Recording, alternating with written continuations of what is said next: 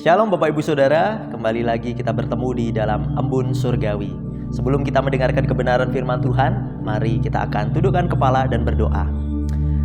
Tuhan Yesus Allah Bapa kami, Allah yang hidup, Allah yang kami sembah dan kami muliakan. Kami bersyukur pada pagi hari ini kembali kami dapat masuk ke dalam hadirat-Mu, dan kiranya melalui kebenaran firman yang akan kami dengarkan ini ya Bapa, kami dapat mendasarkan setiap kehidupan kami pada otoritas Alkitab atau otoritas kebenaran firman-Mu.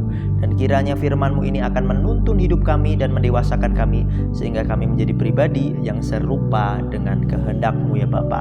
Di dalam nama Yesus Kristus kami berdoa dan menyerahkan setiap kebenaran firman-Mu ini. Terima kasih Tuhan.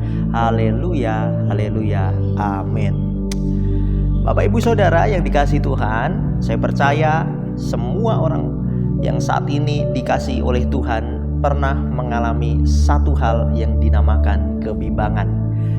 Dan mari kita merenungkan, apakah kita sampai detik ini atau bahkan pagi hari ini Bapak Ibu Saudara mengalami kebimbangan atau situasi kondisi yang saat ini saya paparkan, yaitu keraguan.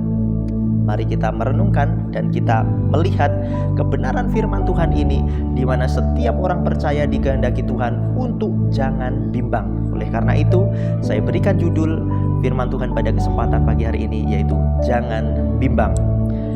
Saya akan ambil dari Yakobus 1 ayat 6. Beginilah firman Tuhan. Hendaklah ia memintanya dalam iman dan sama sekali jangan bimbang. Sebab orang yang bimbang sama dengan gelombang laut yang diombang-ambingkan kian kemari oleh angin. Kita dapat melihat bahwa setiap orang percaya dikehendaki oleh Tuhan. Bahkan Yakobus menegaskan sama sekali jangan bimbang. Oleh karena itu, pernahkah Bapak Ibu Saudara mengalami situasi hal seperti ini?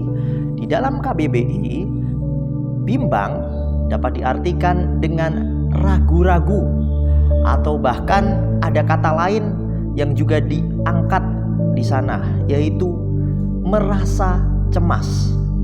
Oleh karena itu, saat Bapak Ibu pada kesempatan pagi hari ini, ataupun mungkin saudara-saudaraku, saat akan mengawali hari ini mengalami rasa cemas, mengalami rasa bimbang, saya mengharapkan ada satu hal yang terus Bapak Ibu dapat kerjakan, yaitu tetaplah dekat dengan Tuhan melalui setiap kebenarannya.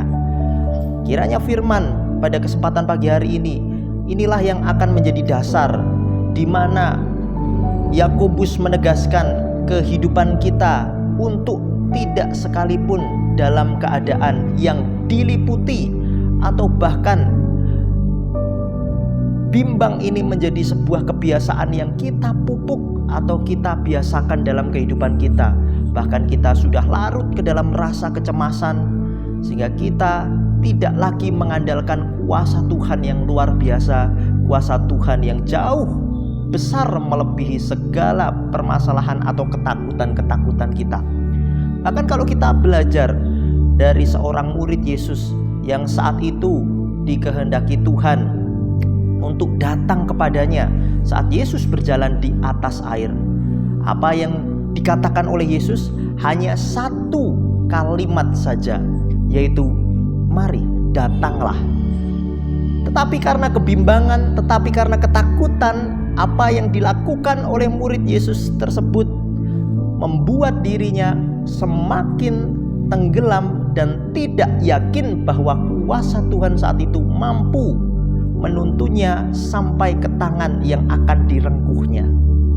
Oleh karena itu, Bapak Ibu Saudara, dengan hal ini kita dapat melihat bahwa iman dan keyakinan kita dengan sungguh-sungguh kepada Tuhan kita Yesus Kristus akan membawa kita kepada kedamaian. Bahkan di Yakobus 5 ditegaskan di sana, doa orang yang benar bila didoakan dengan yakin. Di sana ada kata kembali, yakin, yang oleh karena itu kita harus memiliki keyakinan di dalam doa kita Kita pun diharapkan oleh Tuhan supaya jangan ragu-ragu di dalam meminta, memohon kepada Tuhan kita melalui iman kita.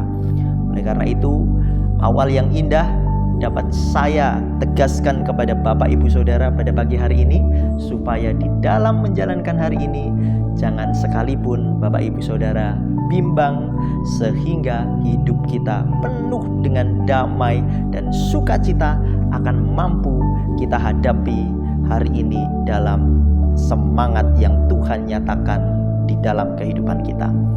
Selamat melakukan setiap aktivitas hari ini. Tuhan Yesus memberkati. Shalom.